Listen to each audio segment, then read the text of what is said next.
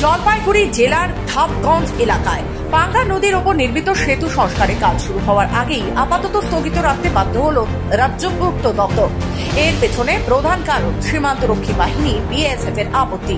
গত 9 মে পূর্ত দপ্তর জানায়, জলপাইগুড়ি হলদিবাড়ি রাজ্য সড়কের মাঝামাঝি পাঙ্গা নদীর ওপর থাকা সেতুটি জরাজীর্ণ হয়ে পড়ায় সেটি সংস্কার জরুরি।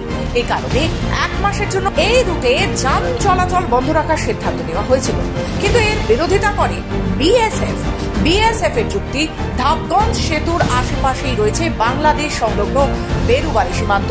নিরাপত্তাজনিত কারণে এই রুটটি অত্যন্ত গুরুত্বপূর্ণ। সেতু বন্ধ থাকলে বিকল্প পথ ধরে দীর্ঘ ঘন্টা ঘুরে পৌঁছতে হবে সীমান্তে, যা রুটিন টহল বা জরুরি প্রয়োজনে সমস্যা তৈরি করবে।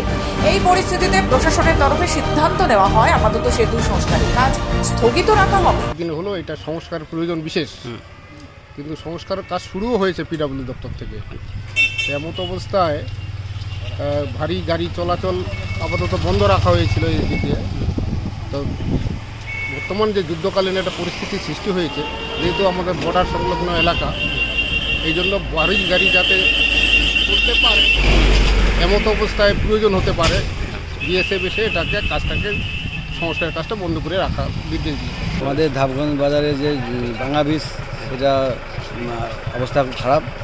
সেই কাজটা হচ্ছিল, কিন্তু এই মুহূর্তে পাকিস্তান ভারত যুদ্ধের জন্য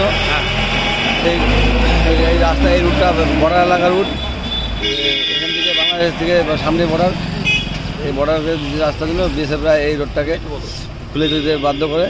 কাজ বন্ধ হওয়ার কারণ হলো এখন যুদ্ধকালীন পরিস্থিতি, ইন্ডিয়ার যে অবস্থা, এখানে রাস্তা এটা হলো বর্ডারে যাওয়ার মেন রাস্তা।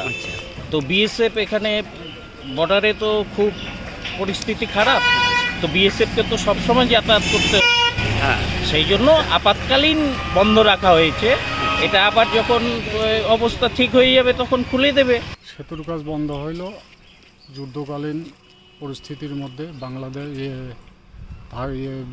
জলপাইগুড়ি হলদিবাড়ি খুব গুরুত্বপূর্ণ রোড, সেজন্যই বিএসএফের তরফ থেকে সেতুর কাজ স্থগিত মনে হয় রাখছে। প্রশাসন সূত্রে খবর, বিএসএফ ও পূর্ত দপ্তরের সঙ্গে আলোচনার মাধ্যমে নতুন সময়সূচি ও বিকল্প ব্যবস্থার পরিকল্পনা নেওয়া হবে। তবে আপাতত ধাপগঞ্জের সেতু মেরামতের পথে জটিলতা থেকেই গেল। জলপাইগুড়ি থেকে নিজস্ব প্রতিনিধি রিপোর্ট, খবর বাংলা।